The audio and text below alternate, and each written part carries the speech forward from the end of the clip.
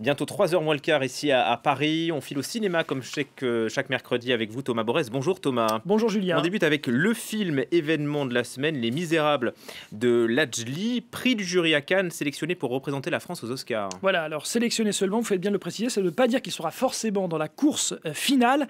Chaque pays en effet choisit son représentant, puis ensuite c'est au comité des Oscars de décider qui seront les finalistes. On croise tout de même les doigts. Alors en attendant, allons à Montfermeil, à l'été 2018, date et lieu de l'action de ces misérables. La France vient à peine d'être sacrée championne du monde, l'équipe de France de football masculine évidemment.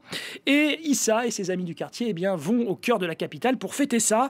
Et après la liesse populaire bleu-blanc-rouge, il faut bien retourner en bas des tours. C'est les vacances, il fait chaud, très chaud même, les températures grimpent, la tension aussi. Et dans le même temps, on va suivre Stéphane. Stéphane, c'est un jeune policier qui va intégrer la brigade anti-criminalité de Montfermeil. Il ne connaît rien du terrain.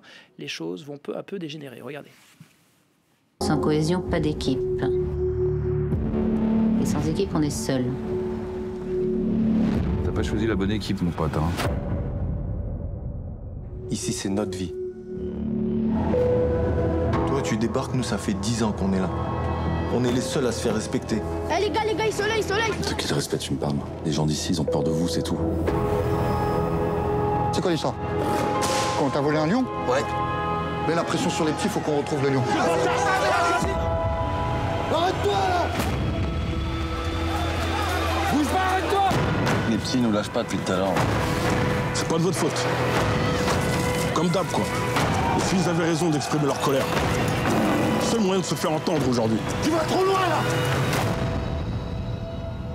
Est-ce que ça ressemble à La haine de Mathieu Kassovitz en 95? Eh bien non, parce que déjà, c'est en couleur. Et puis surtout, il y a ce titre qui claque, Les Misérables, évidemment. Alors, ces Misérables, ici, n'ont pas grand-chose à voir à ceux de Victor Hugo. Et pourtant, un des personnages du film nous l'apprend dès le début. Hugo a écrit, je ne le savais pas, une partie de ces Misérables à Montfermeil. Et oui, à l'époque, il était un petit peu en délicatesse avec le pouvoir. Il est parti un petit peu près de la forêt de Bondy. Et bref, Lajli, lui, il a grandi à Montfermeil. Et donc, il a été élevé un peu... avec le fantôme de Victor Hugo et des Misérables. C'est pour ça qu'il a donné à ce film ce titre, Les Misérables. Ce qui est intéressant, c'est que Lajli, il faut le savoir aussi, filme depuis l'enfance ou l'adolescence, en tout cas avec une petite caméra, toute sa vie du quartier. Il en a même fait des documentaires.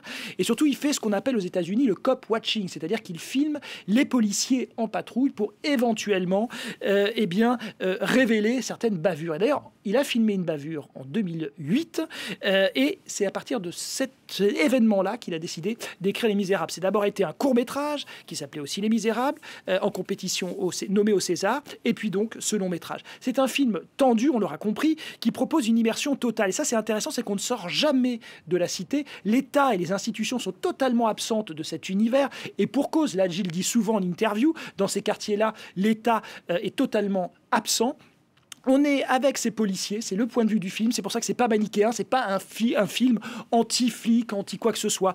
On a l'impression que tous les gens, toutes les personnes qui représentent cette cité ont une raison de maintenir un certain calme. Évidemment, les choses sont très précaires. Il filme justement ce léger embrasement avec force. Et puis, il y a ce drone qui est un personnage vraiment central du film qui permet de beaux plans aériens. Mais surtout, c'est ce drone qui va filmer cette bavure.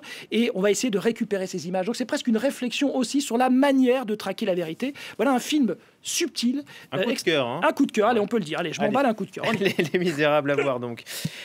Place maintenant à Terminal Sud avec l'acteur comique Ramzy dans un registre très sombre cette fois. Voilà, et il fait d'ailleurs ce film un peu écho à tout ce qu'on vient de dire. Alors Ramzy, et vous l'avez dit, dans un registre très sombre, très éloigné du personnage qu'il forme avec Éric Judor souvent. Alors dans un pays non identifié volontairement, mais on comprend à la voix, au langage que nous sommes dans un pays du Maghreb. On le sait, Rabah Morzaïmech est d'origine algérienne et au départ, il s'est inspiré des années noires d'Algérie. Mais le film ne dit pas, en tout cas, le nom du pays, ni l'époque dans laquelle on se trouve. On est juste dans une époque un monde ultra sécuritaire. Et il y a ce médecin qui est joué par Ramzy qui va essayer de soigner au propre. Comment figurer cette société malade d'elle-même? Regardez. Tu sais très bien pourquoi je reste, que ça te plaise ou non. Vous êtes en état d'arrestation.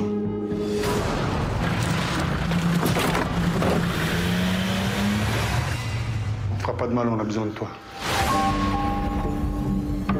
Mais c'était qui ces gars? Des bandits, des terroristes, des militaires. Je vous ai dit que j'avais aucune explication pour ça. On a entendu des choses là. Quoi? Des petites rumeurs, pas bien pour toi. C'est qui a le pouvoir ici? Plus fort, c'est qui a le pouvoir ici? Médecin! T'as fait ce que tu devais faire, merde! On est au courant de tout! Tu te crois dans un pays libre?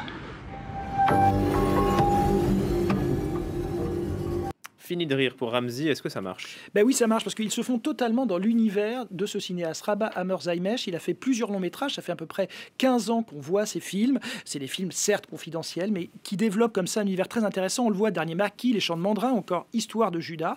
Et souvent, c'était lui, Rabat Hammer Zaimesh, qui faisait aussi l'acteur dans ses propres films.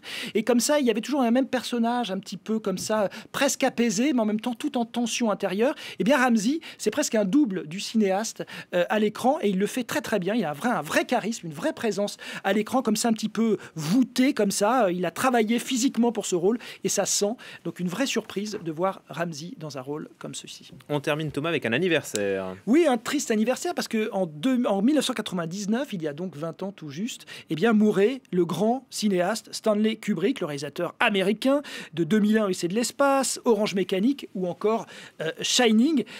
Et il avait 70 ans à l'époque, ce qui était assez jeune, et surtout il venait d'achever un film. Et quel film? C'était Eyes Wide Shut, un film avec le duo, on le voit ici dans un petit médaillon, au centre de l'affiche, Nicole Kidman et Tom Cruise, qui à l'époque était un couple aussi à la ville. C'était un film sulfureux, librement adapté d'une nouvelle d'Arthur Schnitzer, qui sondait effectivement la crise du couple incarnée par ces deux-là.